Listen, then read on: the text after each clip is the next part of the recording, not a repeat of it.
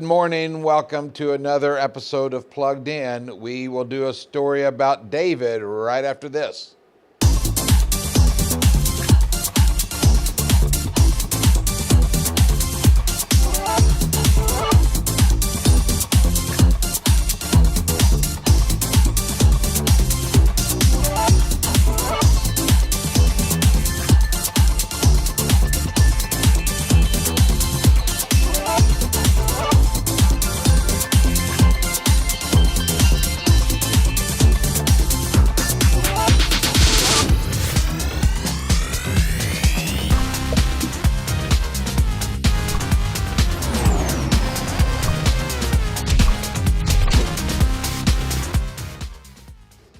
And welcome back to Plugged In. It is the last week of school.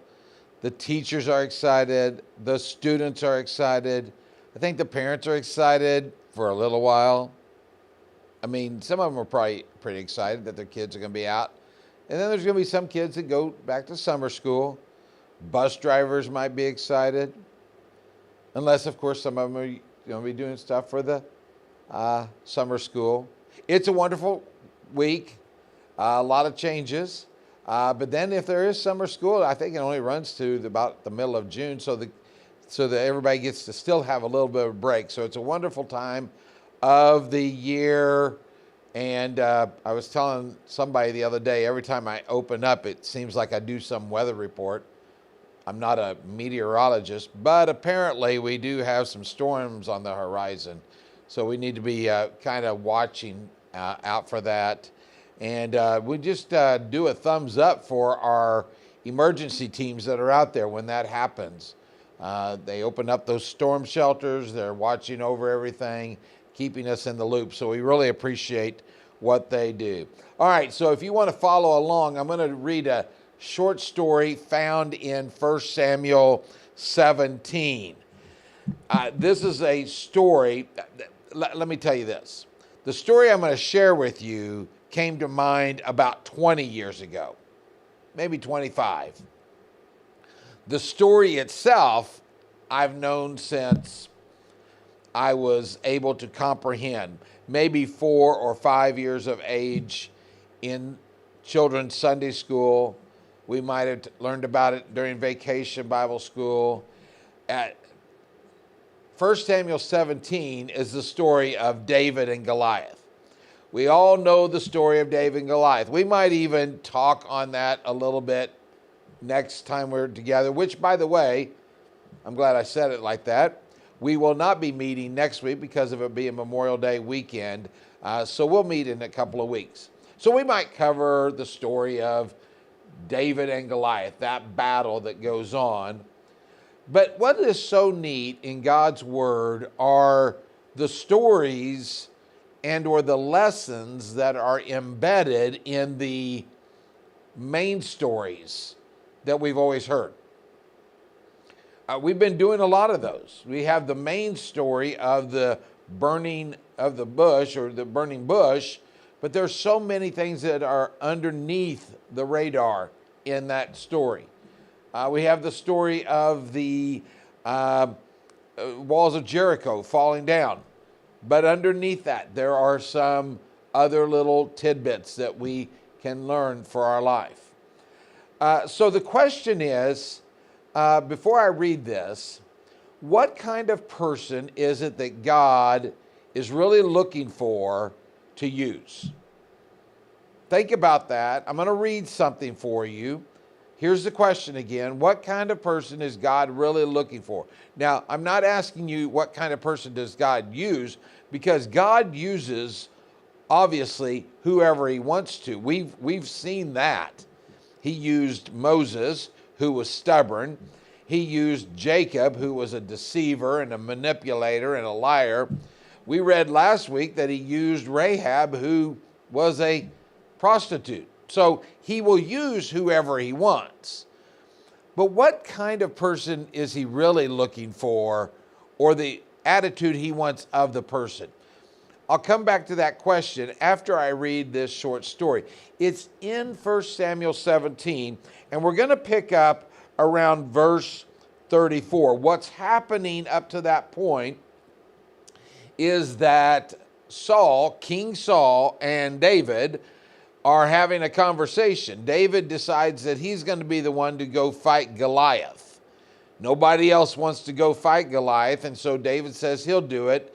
And King Saul's like, you know what? You're just a shepherd boy. You're not in the army. I don't think that you can do this. So there's the setup. Here we go, beginning verse 34.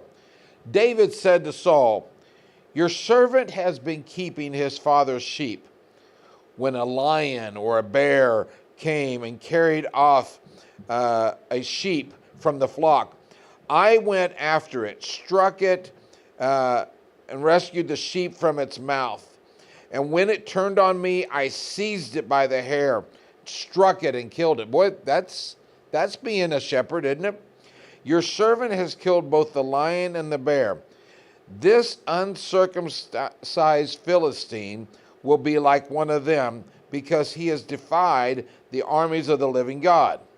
The Lord who rescued me from the paws of the lion and the paw of the bear will rescue me from the hand of this Philistine." David's not being cocky. There's confidence. Faith is being sure of what we hope for, certain of what we do not see. He's not cocky, he's certain. Saul said to David, "Go." In other words, okay, you've convinced me. Go, and the Lord be with you. Now, verse 38. Then Saul dressed David in his own tunic. He put a coat of armor on him and a bronze helmet on his head. David fastened on his sword over the tunic and tried walking around because he was not used to them.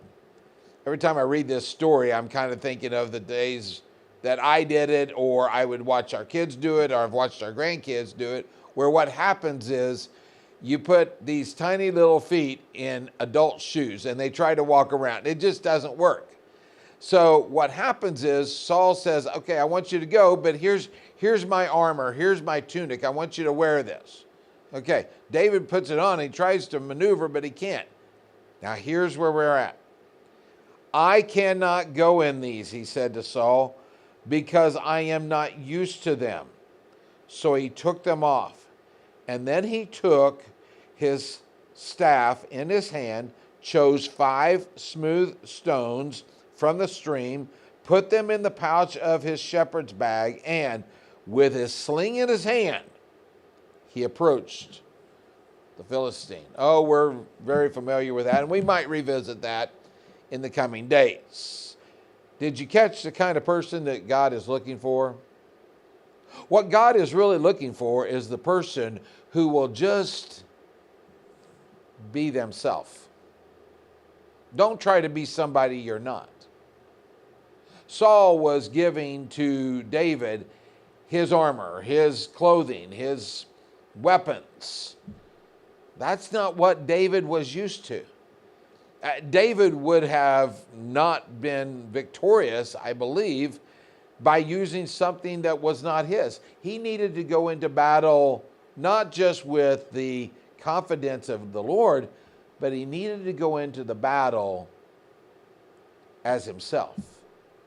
And I really believe that that's who God is looking for to really use, is those who are not trying to be something that they're not, trying to be somebody different, trying to act as if they are someone different, but instead being honest and saying, this is not me. This is not who I am. This is not what I do. This is not how I dress. I need to be myself. And I want God to use me as how he created me. Something to think about for this week as you have everything else going on in your lives. Thank you again for joining us. We appreciate it every week. Remember, pass it on by some way. Like it or share it. Tell your friends about it. And we'll see you in a couple of weeks. Have a safe Memorial Day weekend. Once again on Plugged In.